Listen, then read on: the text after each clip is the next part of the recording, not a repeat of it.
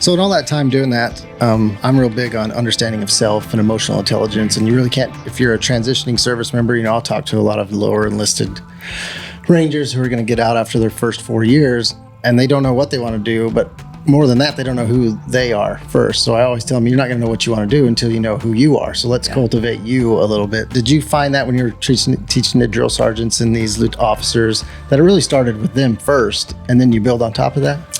Yeah, absolutely. I think you're absolutely right. You can boil down a doctorate dissertation in 3 questions. Who are you? How do you make decisions? And how do you lead? Right.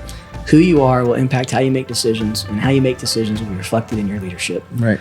Welcome to the Leading with Vulnerability podcast. I'm your host, Yuma Barnett, and today my guest is Dr. Anthony Randall. I like it when I can have somebody on the podcast that I can call doctor. It makes me feel important. Recently retired, separated from the Army after 20 plus years of service as a lieutenant colonel. Multiple years in the SOF community as a chaplain. Started the Army on a little bit of a different path, and we'll discuss that. And I'll just pass it over to Anthony to introduce himself, and we'll get into the conversation.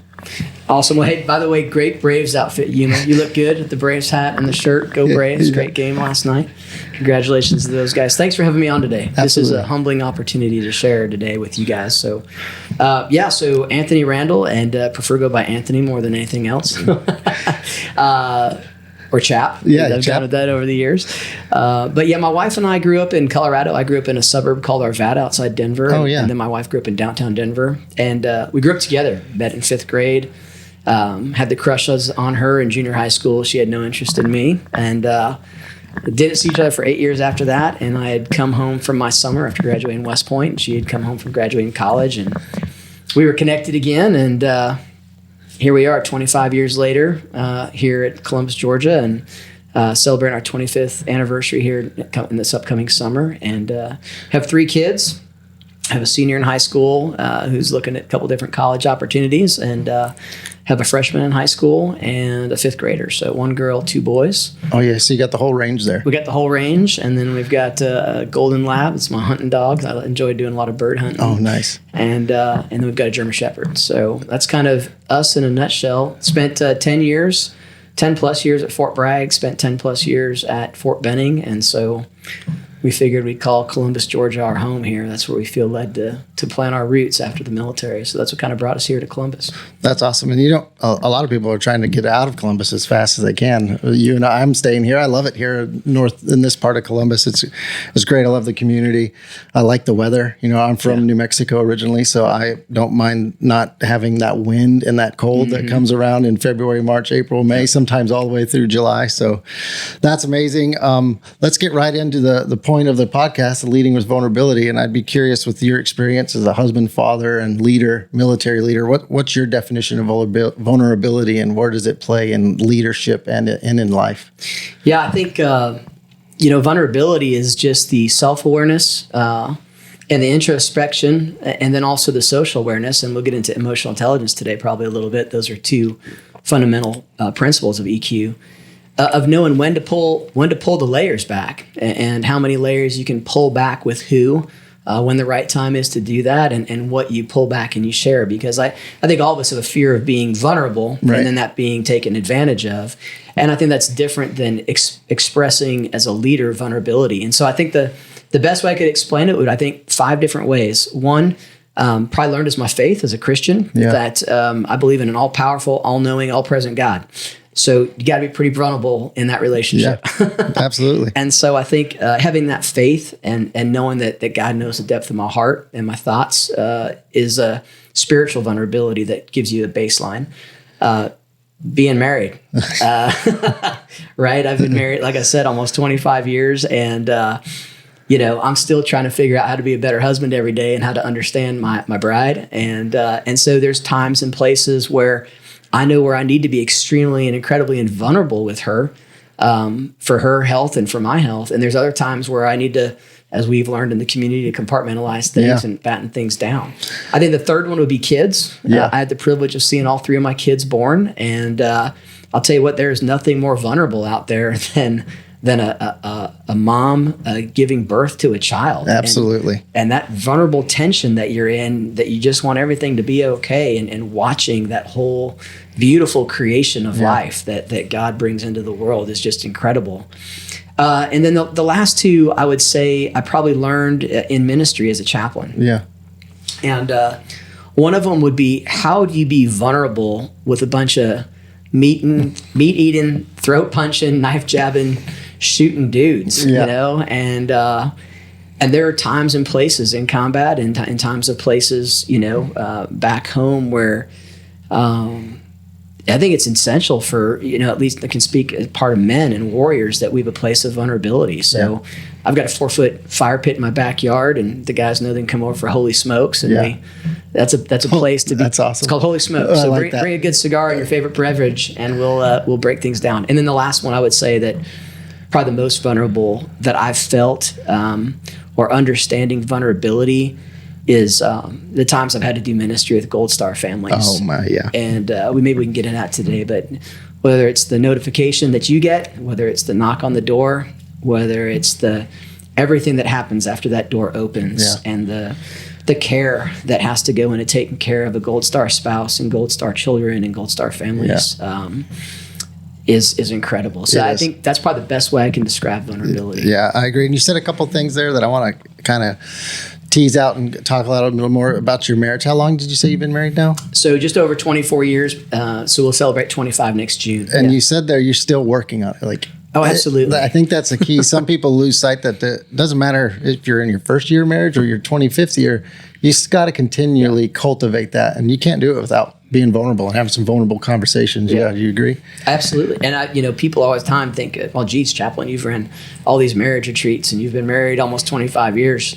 You know, do you guys get stuck? And yeah, we do a lot. And, I tell people all the time, we've had the same marriage counselor for about 15 years. And he's a very good friend of our family.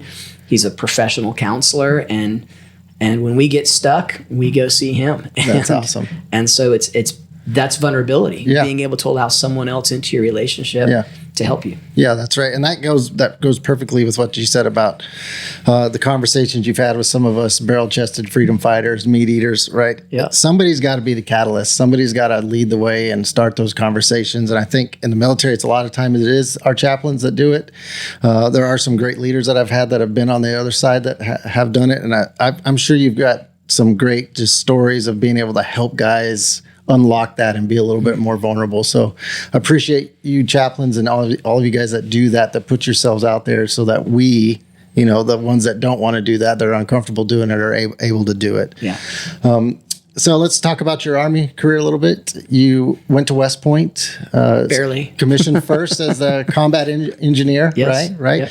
Yep. Let's talk about that just a little bit. What took you to West Point? Yeah, so, I grew up in Colorado. My parents are from New England originally. And growing up as a kid, my dad would share with us that we were part of the Sons of the American Revolution. And so our family line, the Randall name, but along the Williams name actually dates back, I think, to the second journey of the Mayflower to Plymouth Colony. Wow. But we've traded our specific Randall name line all the way back to our 8th great grandfather, who was actually at Lexington and Concord as a Massachusetts militiaman during the initial skirmish that started the Revolutionary War.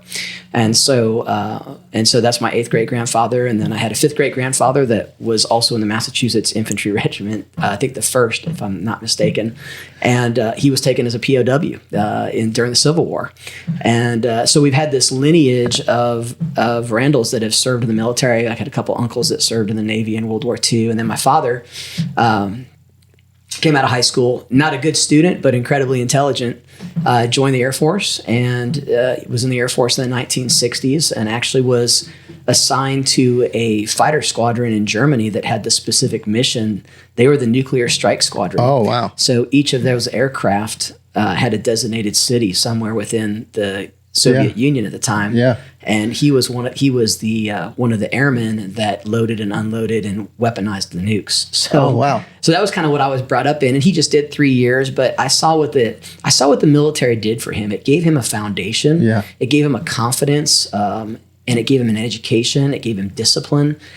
And so that was kind of always in our family. And growing up in Colorado, doing scouts, I had the privilege to be in Boy Scouts and be an Eagle Scout. And, we go to the Air Force Academy all the time for backpacking trips. And I thought that was definitely the way for me. Grade wise, I'm not the smartest guy in the room. I never have been, probably won't ever will be. So I'll never forget, I really wanted to go to a service academy or do ROTC. And so it was 1990-91, junior year of high school. And an Army recruiter came to the house, and he had one of those, you probably remember this, the old trifold, the Be All You Can Be trifold. Oh, yeah. And you open it up, and it says Airborne, Ranger, Special Forces. That's and right. It's got a guy jumping out of a plane, a dude walking through a swamp, and then SF guys doing something cool, right? And I looked at the recruiter, and I said, I want to do all three of those. And he said, well, let's slow down a little bit. I said, no. I said, how do I do all three of those? And, he starts backpedaling. I said, listen, if you can't show me how I can do all three of those, I'm interested in talking to you. So he left. And that's when I started pursuing the service academy. So I applied to the Naval Academy, Coast Guard Academy in West Point. Did not get into the first two academies. But what really began to draw me to West Point, Yuma, was when I received my application packet. They sent a poster. And I still have it to this day. And it has, at the time, and I think they've changed it over the years, but at the time it had a picture of General Grant, General Eisenhower, General Patton, and General MacArthur. And it said, much of the history that we teach at West Point was made by the people that we taught. Oh, wow.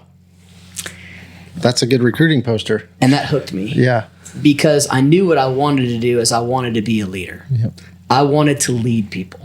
I wanted to make a difference in other people's lives. And so that's when I really honed in on West Point. Was I didn't want to sit and do things that wasn't just engaging every day Right. in leadership and people. So I applied. I was a third alternate. I never broke 1,000 on my SATs. The local admissions officer told me I wasn't smart enough to go to West Point.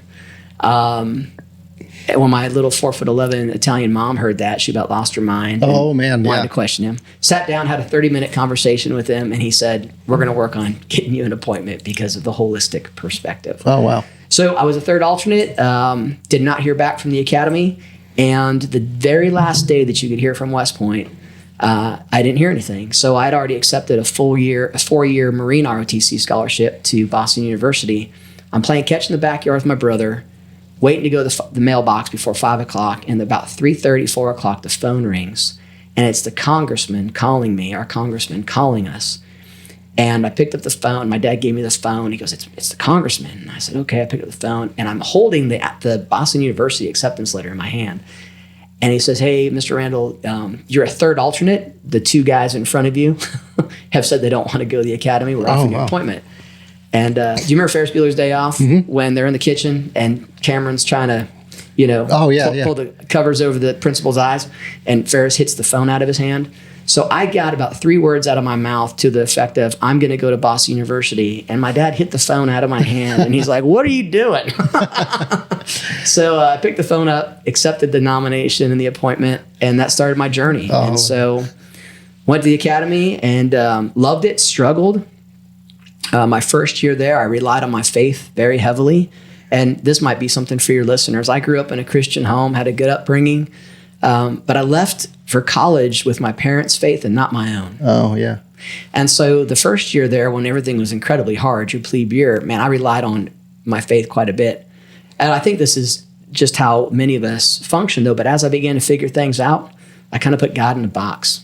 And I call it fire extinguisher faith. Mm-hmm. Put them up in the fire extinguisher, break glass in case of emergency. And I got it from here, buddy. And that's kind of how I did my last 3 years there. And probably didn't make the best choices. Burned it down, as some of my friends would say. Yeah. To this day, some of my classmates still go, so are you seriously a chaplain? Were you seriously a chaplain in the Army? Do you remember? And I'm like, yes, I do. We believe in redemption. Yes.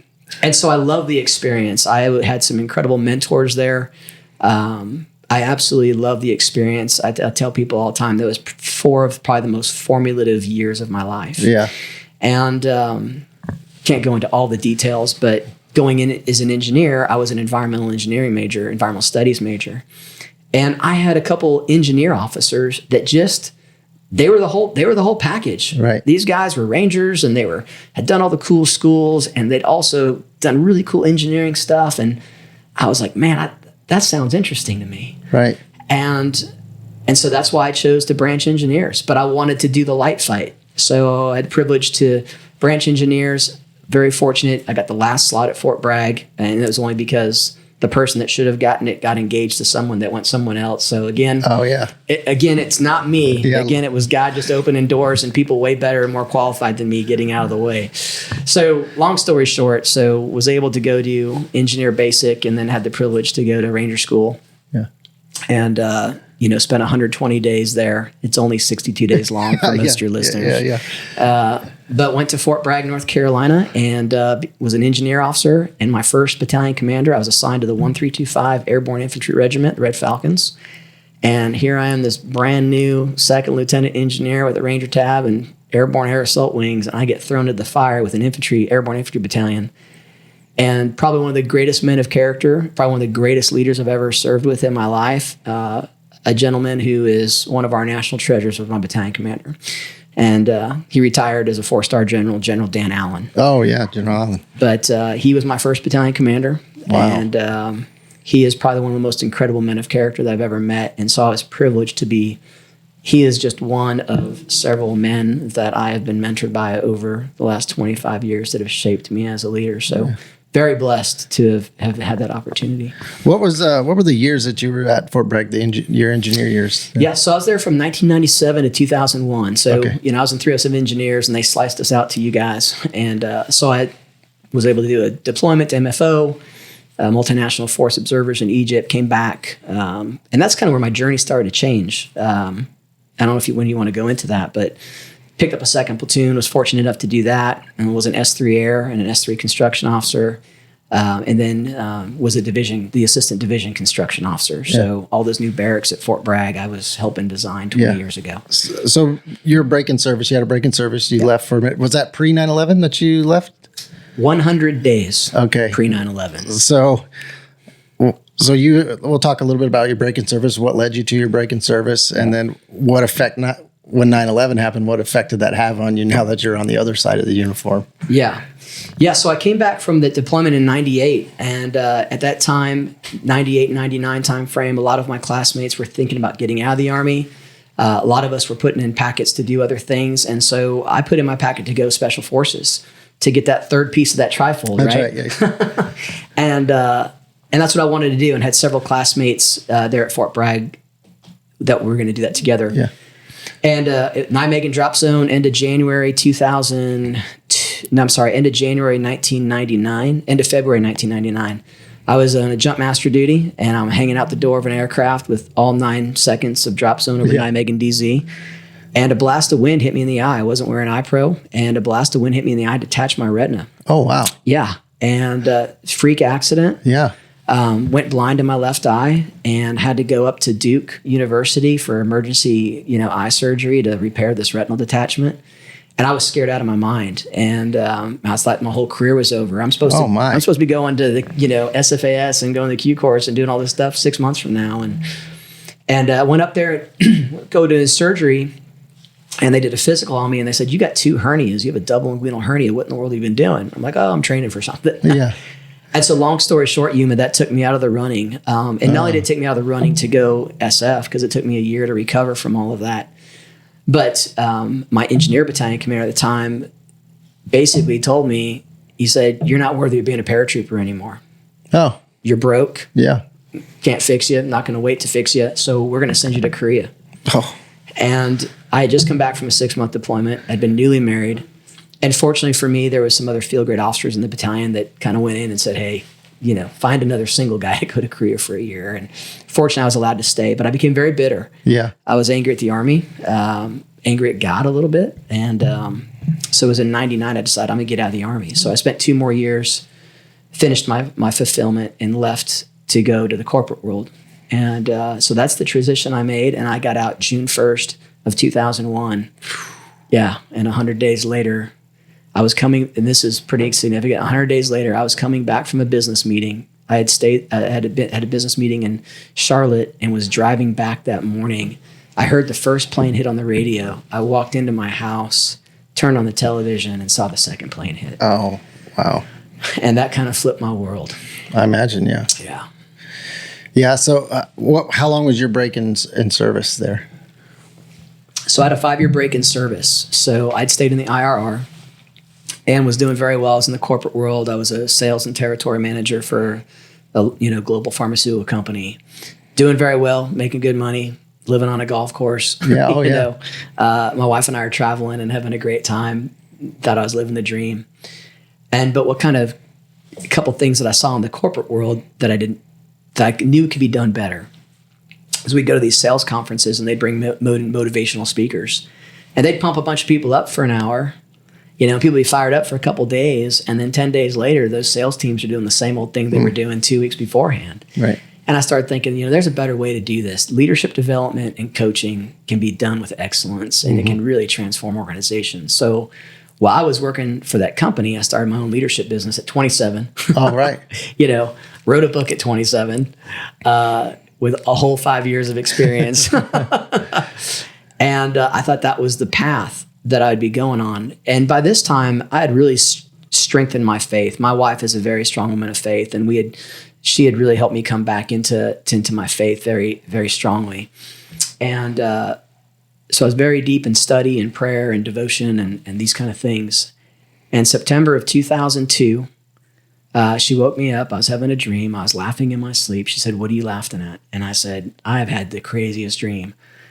And it's something that's been on my heart for a week." And she said, "What is it?" I said, "Well," and we believe God speaks through the Holy Spirit. And I said, "Has the Holy Spirit said anything to you in prayer or study of Scripture?" And she goes, "Yeah." And here we are in this custom-built house on a golf course, 27 years old. She goes, "Yeah." She goes, "God's been telling me you're supposed to go back in the Army." Oh, wow. And I'm like, "What?"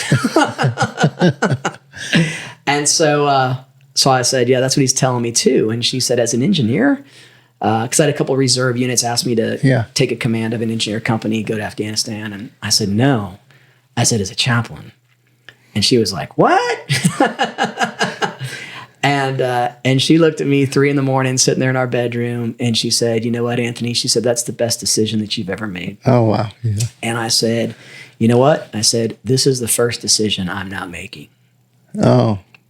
I said, "This is the first time in my life at 28 years old that I'm going to completely surrender my life to what God wants me to do." Yeah.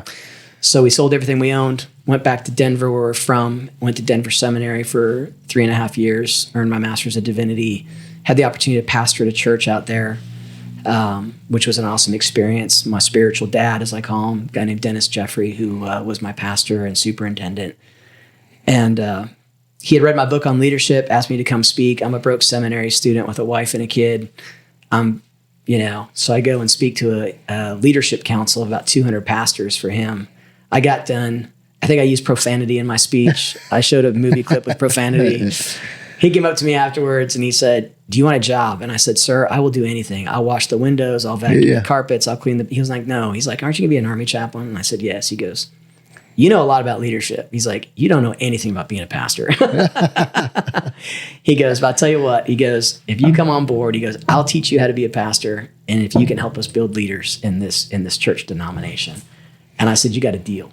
And that was one of those significant points in relationships in my life where he's still in my life today that helped me learn how to become a pastor. Yeah.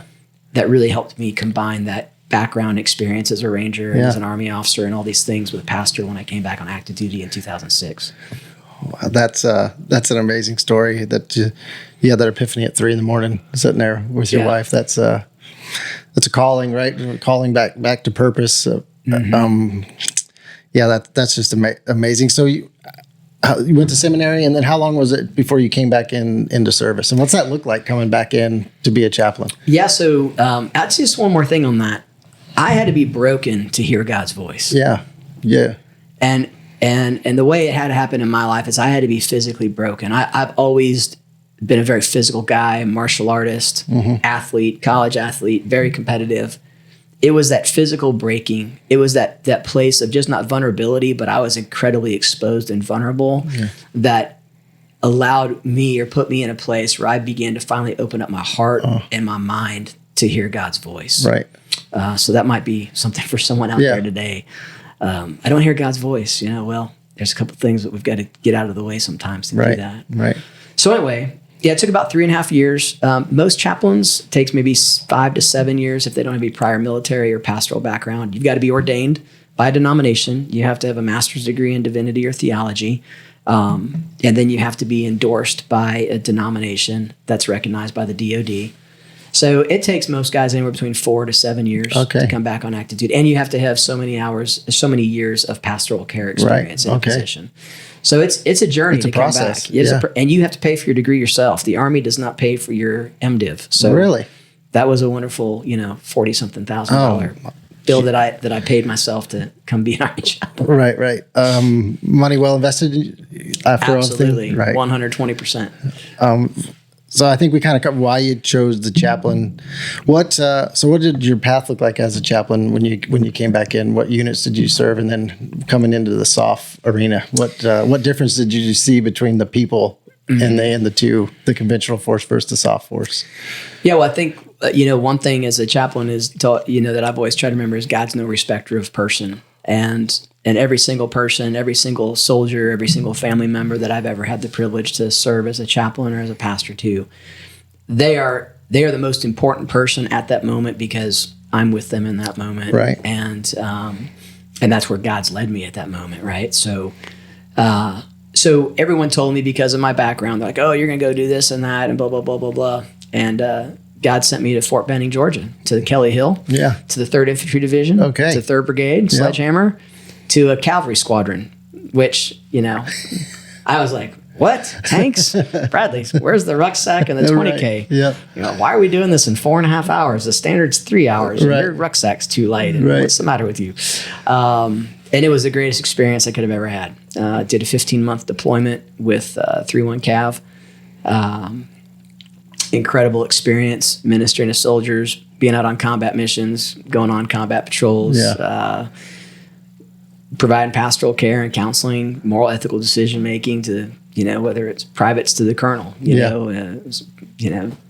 So it was a wonderful experience, and spent 2 years at Kelly Hill, and then had some orders flip flop back and forth. Got an additional 6 months here as the 30th AG chaplain. Oh, wow. And so that was another wonderful experience of vulnerability, right? Yeah. That I had the opportunity to be the first chaplain that anybody in the Army ever met as they walked through 30th AG. Yeah. And these young men and women who want to serve their nation with a yellow envelope under their arm and a freshly shaved head, buzz head.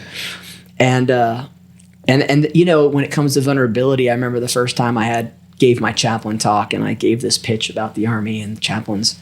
I got done. There was like 40 people on my wall that wanted to talk to me outside my office. And my chaplain assistant at the time, he's like, sir, he goes, don't ever do that speech again. He's like, you're going to be here at 10 o'clock at night. And, talking about vulnerability. And so I changed it up a little bit, and I said, okay, what would it be like if I was in their shoes? And the next time I gave that speech, I said, how many of you are homesick? How many of you just left the one that you're going to marry forever and ever? Right. How many of you guys are sick to your stomach right now? How many of you think you've made a bad decision? How many of you are lonely? How many of you, and all these people, I said, welcome to the United States Army. You are perfectly normal. There is nothing wrong with you. Right. Now, if you have a financial issue, if you have a mental health issue, if you have a question about spirituality, come see me afterwards. Right. And we had about 4 people on the wall. Okay. Chaplain assistant was a little more happy about that. Yeah, he was. So then from there, I went to the chaplain captain career course. From there, I had the privilege to go serve in 3rd Special Forces Group, 1st Battalion, Desert Eagles. And was there for about a year, and got a phone call one day and was asked, would you put in an application to apply for a special missions unit? And I said, wow, okay, all right, I'll do that. And so I applied, filled out all the paperwork, and showed up for the selection. And depending on what role you have in special missions organizations, you go through different selections. I guarantee you that the ones chaplains go through is nothing compared to what operators go through. And I showed up, and these other 2 chaplains that were there were like heroes of mine. Oh, I was like, I'm the course of action throwaway 3 course of action here, right? Yeah. Right. This is course of action 1 and 2, and I would hire one of those guys, right?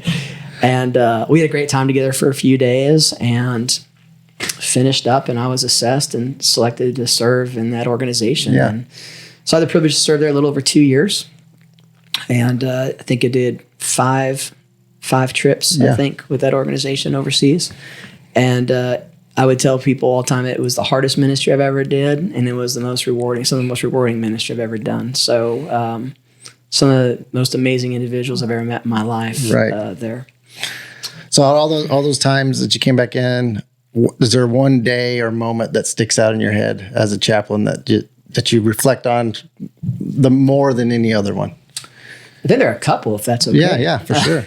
I'll just finish up quickly. I went from there. I got the privilege to be the chaplain for the Airborne and Ranger Training Brigade. That's right. I forgot about that. So, and that was a phenomenal experience because I was there when we integrated women into Ranger School, and that was a lot of fun, especially now as I have a daughter who's a senior in high school and the team captain of a varsity wrestling team, and she wants to go to West Point or go to ROTC, and to see her just kind of come into her own. So it was kind of a cool process. And then I had the privilege to be the ethics instructor at Fort Benning and teach ethics and leadership, and that maybe we'll get into that later. And I retired as a garrison chaplain. So, I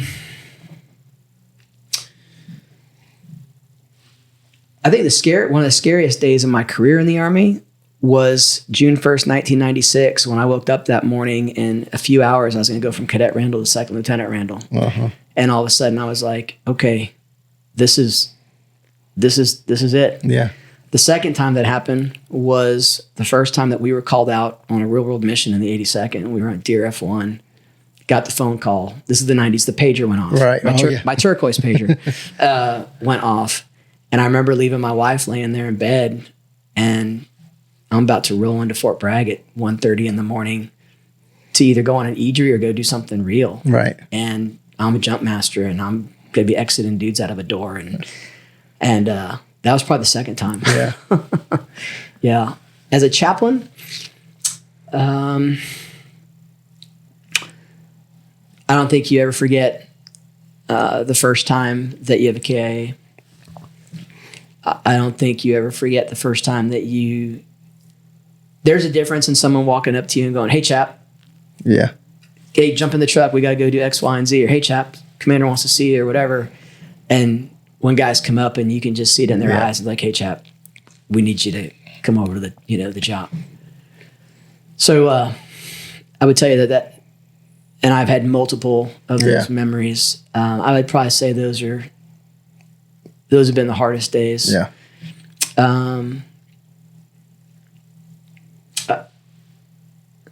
The first notification I made with the Gold Star spouse, that will always stick out in my mind. Yeah, absolutely. She didn't want to believe it. The commander and the sergeant major explaining to her, what they're supposed to say. And she just collapsed and fell into my arms. And I just kind of tried to hold her and pick her up. And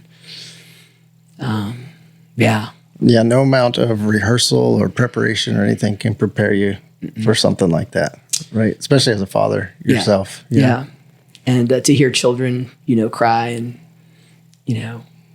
not daddy, and it'll crush anyone. Yeah. And I guess the last one on that would be, I've buried two of my friends in Arlington. Right. One was my first platoon sergeant, and one was another very good friend of mine. And I'll never forget walking through Arlington with the color guard and the horses and the casket. And, you never forget those things. Yeah, absolutely.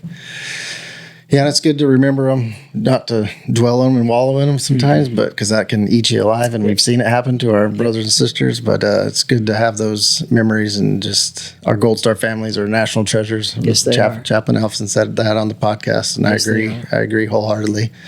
So you recently transitioned out of uniform. What was that like? How was that journey? What are your lessons learned in that somebody should know that's about to do the same thing? Yeah, so I don't think it's static, Yuma. You and I've had some previous conversations. Yeah. I mean, you started making preparations, how many? 2 years out, right? 2 years out, right? You kind of knew where you're kind of going, the direction you want to take. And when I'd left the special operations community and come back to the conventional Army, there was a couple different opportunities that were presented to me, and one of them when I was at a special missions organization, we decided to start developing our own holistic resiliency program: spiritual, mental, emotional, sleep, nutrition, the whole thing, with the psychs and the docs and the chaplains. And so I'd called my mentor up at West Point, who was my sports psychologist, a guy named Dr. Nate Zinzer, who, by the way, has a new book coming out in January that's phenomenal on the stability of the mind and conditioning the mind. And I called him. I said, Doc, I said, these guys are impenetrable. Like, I need someone to come down here and talk to them about, mindset and mental conditioning.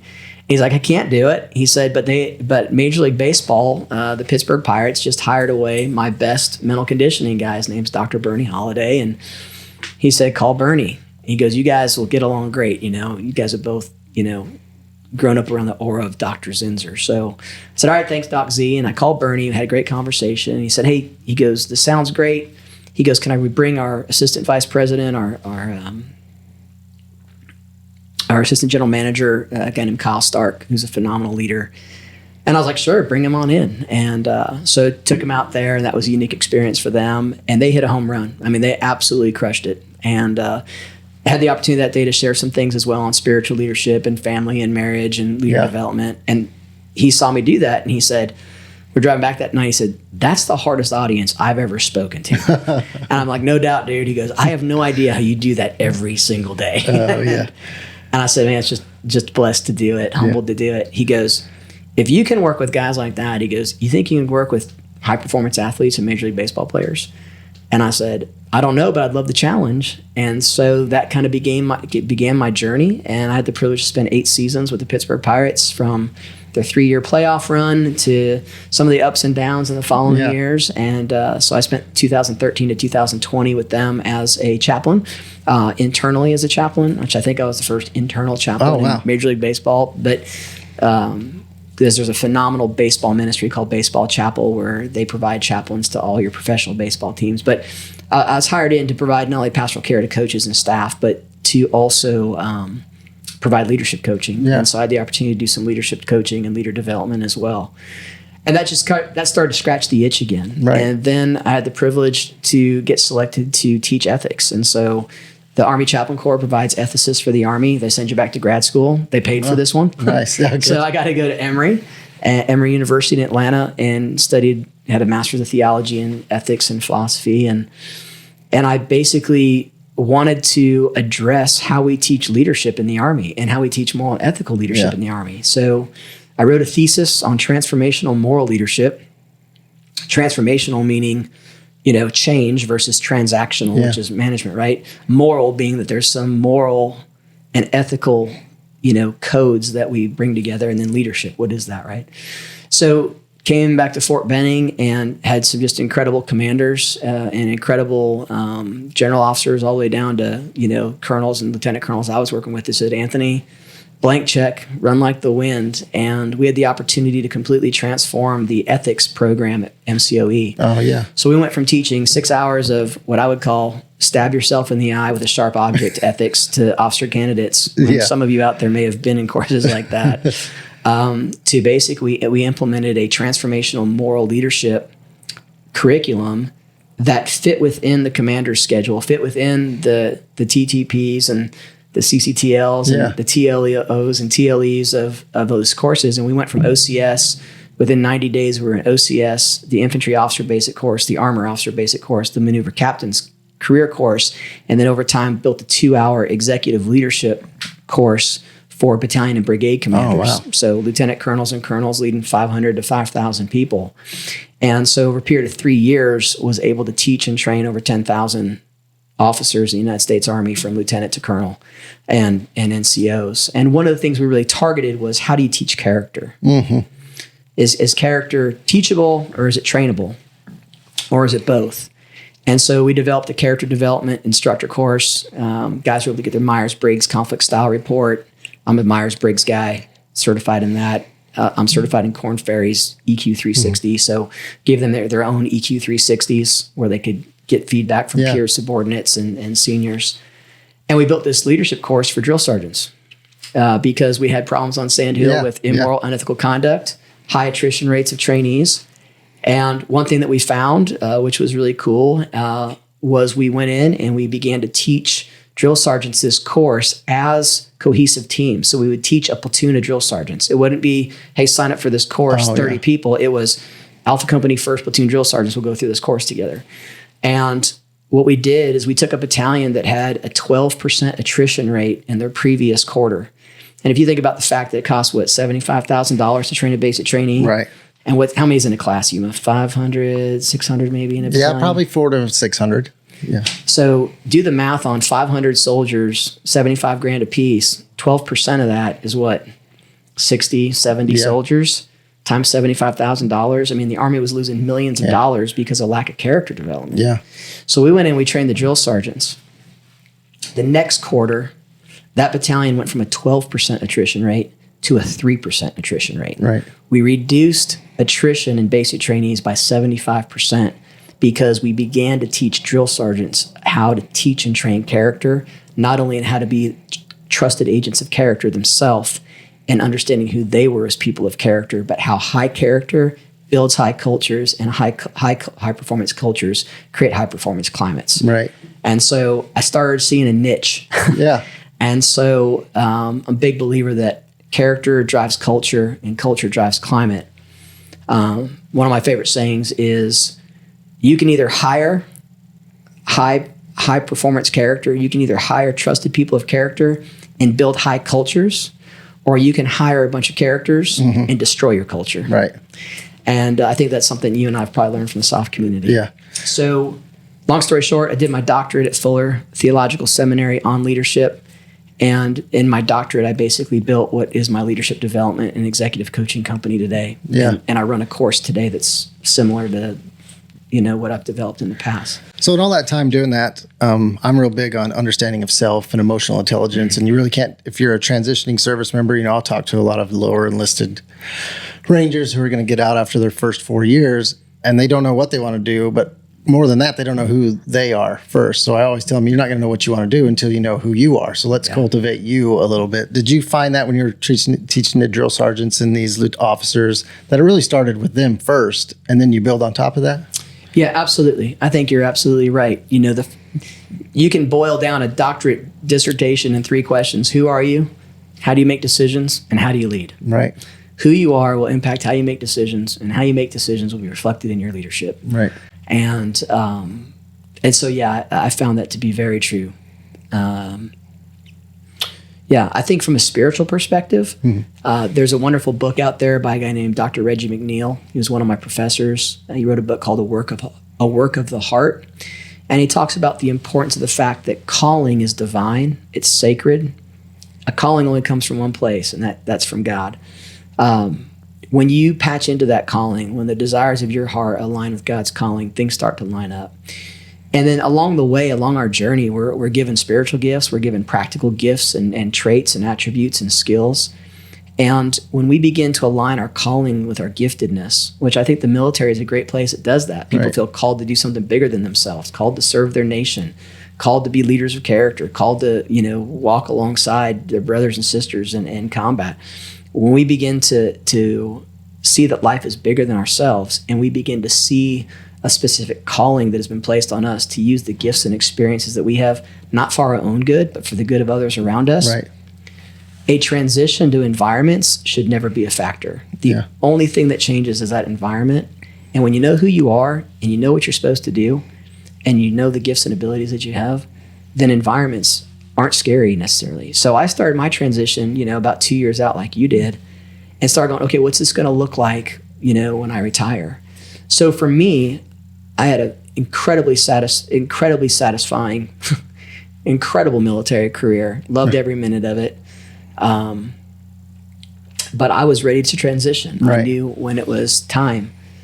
I would just tell folks that are in the military today, take advantage of SkillBridge, take advantage of the different internship programs, take advantage of those things, because I've seen friends of mine who wait to the last minute and they're like, no, the unit needs me. I'll figure it out the last 60 days, right?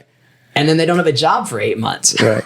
Yeah. And more importantly, and commanders need to hear this, because I had To get my internship approved, I had to have a meeting with a 2-star general 2 different times.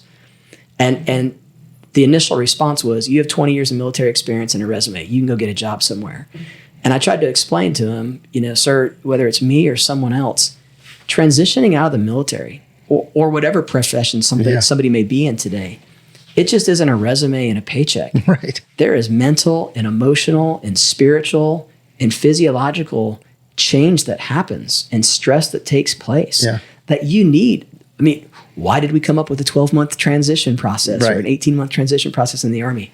Because it's good for your mental health. Right. Yeah, I think mental health could be definitely underplayed in the transition.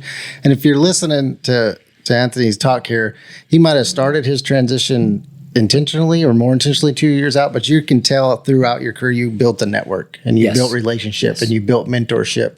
So when you got to that 2-year point, you were more prepared. You were a cold start at 2 years. What's your mentorship? How important is mentorship? I think it's incredibly important. One of the exercises I enjoy doing with teams is looking at who your trusted advisors are. Not only one, how you're a trusted advisor to a trusted agent of character, but what trusted advisors do you surround yourself with? And so I think I've mentioned some of my coaches today, right? I have coaches and mentors, and there is a difference. Whether it's Doc C or Dennis Jeffrey or, some of these other guys in my life, General Allen, that whether they're near or far, shape and develop you. So, so there's always a handful of 4 or 5 folks that are either in a coaching relationship with me or a mentoring relationship. Yeah. And I think one thing that's really important about that is there's more than one. Mm-hmm. They have different experiences and backgrounds. They all know each other. Like whether they never met each other or not before, I connect all my mentors and coaches together and go, y'all need to just draw the dots. Yeah. Because you guys are pouring into me. The other really important relationship there is my wife. She has all of their phone numbers. So when I'm not doing what I should be doing, or I get stuck and I'm unwilling to do it, she's like, you should really call Jim right now. Right. You should call Dan. I mean, she'll tell me exactly. She's like, that's who you need to talk to. Right. So I think it's really important that you have those relationships. Yes. Relationships is, networking is the buzzword now, but relationships are really, really what matter, having relationships. And it absolutely. And it's just goes to show for if you're a younger service member listening, 25 years married, 20 plus years in the Army, lieutenant colonel, multiple degrees, doctor, you still have mentorship. You still seek mentorship. You still seek guidance from others because it's all about perspective, and you got to have different perspectives and patience to really, to be your greatest self. And I think sometimes the younger population, they lose sight of that and want to do it all on their own. And we're all guilty of that at some point. And hopefully you have a mentor there or your wife that's going to bring you back to center every once in a while. Yeah. So all the leadership, so what's your definition of leadership? It's pretty simple. Leadership is influence. Yeah, 100%. Right? Why do you think that's a good definition?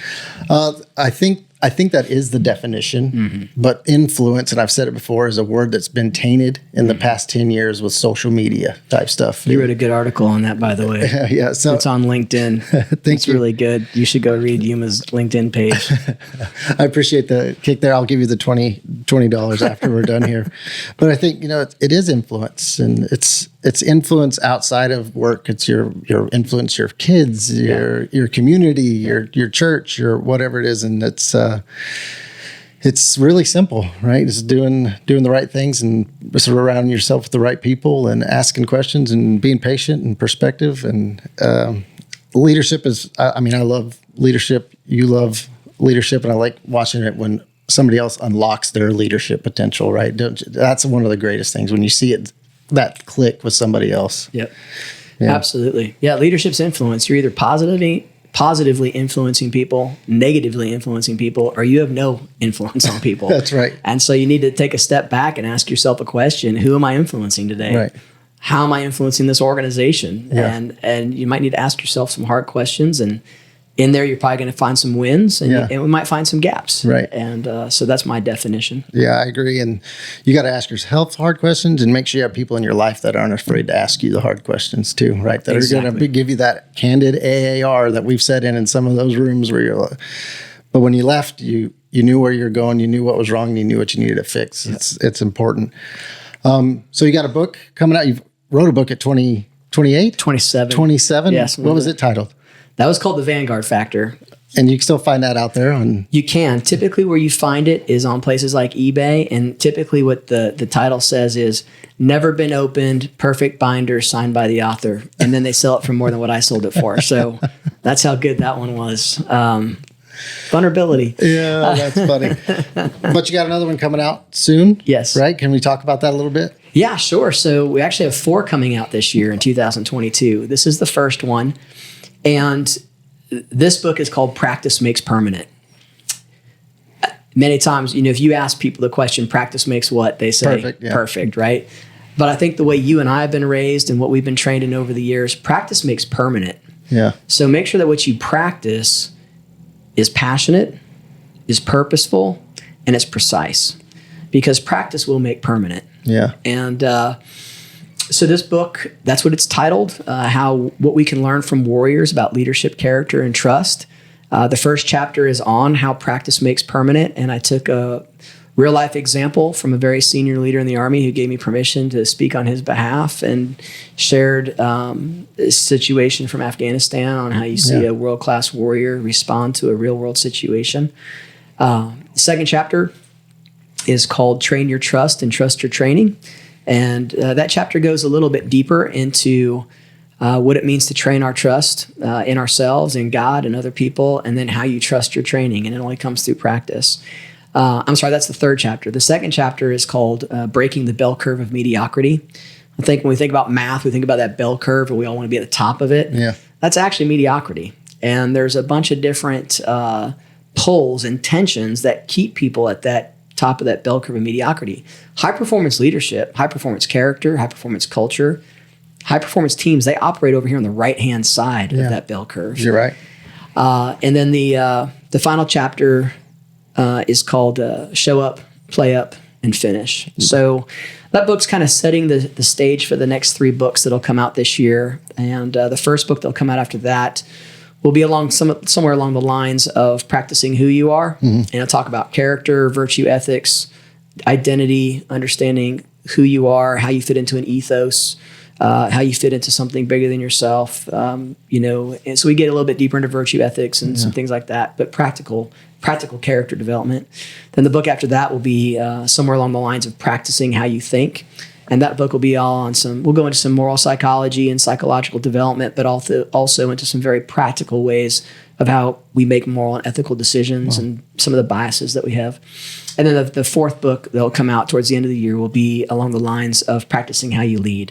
And that book is all on emotional intelligence. That book is on understanding the 6 different styles of emotional intelligence, the different leadership styles of emotional intelligence, and how to effectively impact yourself and organizations with high EQ. So really excited about it. The book comes out in January. It was supposed to come out this month, but like everything else, in your Christmas presents are sitting off the coast of San Francisco, so is printing paper. So there's a lot of publishing houses are actually pushing books to January because they just don't have paper to publish them right now. Oh, wow.